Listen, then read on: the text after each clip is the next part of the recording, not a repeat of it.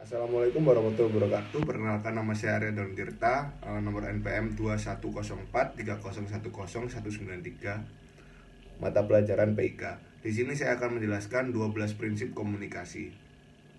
Mari kita simak video berikut ini. Prinsip 1. Komunikasi adalah suatu proses simbolik. Dalam berkomunikasi, manusia menggunakan lambang atau simbol sebagai penyampai pesan. Dikatakan bahwa manusia adalah animal symbolikum, yang artinya manusia adalah makhluk yang membutuhkan lambang. Objek apapun dapat dijadikan lambang, baik gerakan tangan, mimik muka, atribut, bunyi, dan kata-kata. Objek-objek yang akan dijadikan lambang bergantung pada disepakatinya atau tidak objek tersebut untuk dijadikan lambang oleh sekelompok orang yang akan menggunakannya. Contohnya adalah lampu lalu lintas berwarna merah dimaknai untuk kendaraan berhenti. Warna kuning dimaknai bahwa kendaraan berjalan perlahan, baik untuk berhenti maupun mulai jalan kembali. Dan warna hijau dimaknai untuk kendaraan mulai berjalan normal. Kemudian ada juga gerakan tangan, misal jempol yang artinya menyetujui, dan ada juga lambaian tangan yang digunakan untuk menyapa orang di sekitar. Kemudian prinsip kedua, setiap perilaku komunikasi mempunyai potensi komunikasi. Manusia akan selalu melakukan komunikasi, tetapi tidak semua perilaku manusia merupakan bentuk komunikasi. Sesuatu dapat dikatakan komunikasi apabila individu memberikan makna pada perilaku atau perilaku orang lain. Perilaku-perilaku manusia yang ditampilkan mempunyai potensi untuk diartikan sebagai komunikasi. Contohnya adalah apabila seorang menjaga jarak saat berbicara dengan orang lain, artinya ia merasa kurang nyaman atau menunjukkan bahwa ia dan lawan bicaranya tidak mempunyai hubungan yang sangat dekat. Seseorang mengangguk saat dimintai pendapatnya, menandakan ia setuju, sedangkan ia menggelengkan kepala, artinya ia tidak setuju. Kemudian prinsip yang ketiga, komunikasi punya dimensi isi dan dimensi hubungan. Dimensi isi disandingkan dengan bahasa verbal, dimensi hubungan disandingkan dengan bahasa nonverbal. Dimensi isi menunjukkan isi atau pesan yang dikomunikasikan. Dimensi hubungan menunjukkan bagaimana pesan disampaikan serta mengisyaratkan hubungan-hubungan pihak-pihak yang terlibat dalam komunikasi serta bagaimana pesan dalam komunikasi tersebut diartikan. Pesan dapat diartikan secara berbeda apabila penyampaian pesan juga berbeda. Contohnya adalah ketika ibu saya menyuruh saya untuk menyapu lantai dengan wajah tersenyum, menandakan ibu saya mengajak untuk segera menyapu lantai. Berbeda halnya jika ibu saya mengatakan hal yang sama dengan raut muka marah dengan kedua tangan berada di pinggang. Itu artinya ibu saya menyuruh saya sambil marah atau kesal. Kemudian prinsip yang keempat, komunikasi itu berlangsung dalam berbagai tingkat kesengajaan.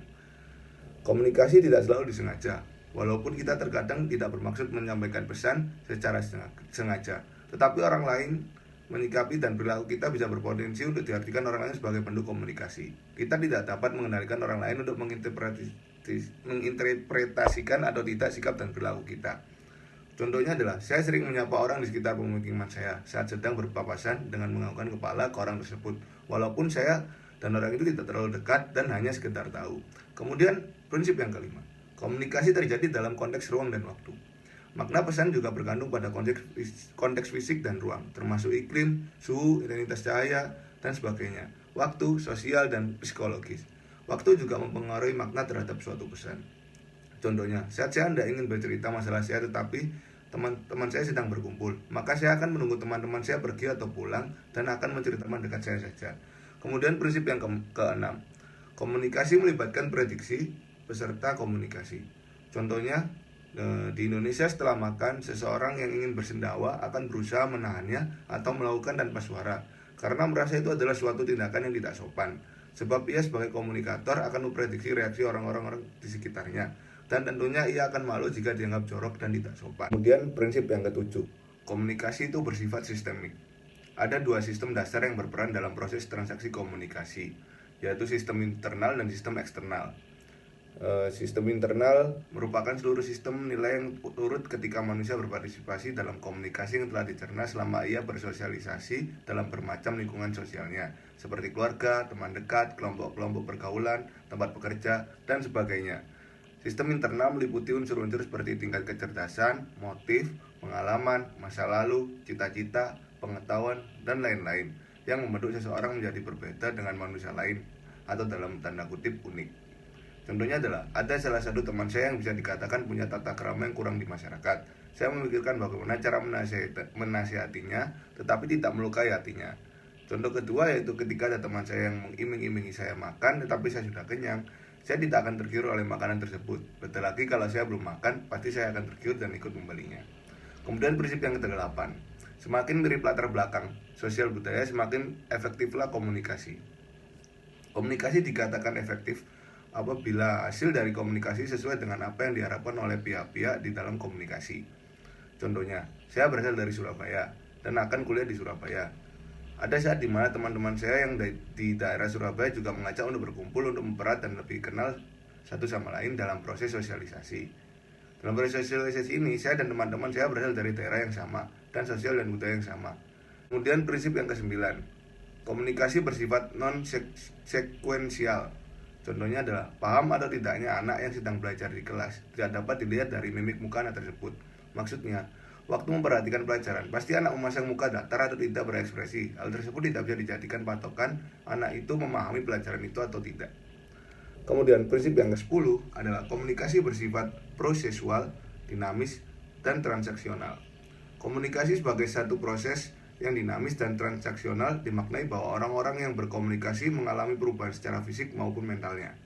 Contohnya, awalnya saya tidak ingin memilih jurusan ilmu komunikasi, tetapi seiring berjalannya waktu dan saya mendapatkan banyak masukan dari teman-teman saya dan juga orang tua saya, akhirnya saya memilih jurusan ini dan setelah memasukinya, saya nyaman dan suka karena cocok dengan kepribadian saya dan apa yang saya mau. Kemudian prinsip yang ke-11 adalah komunikasi bersifat irreversible.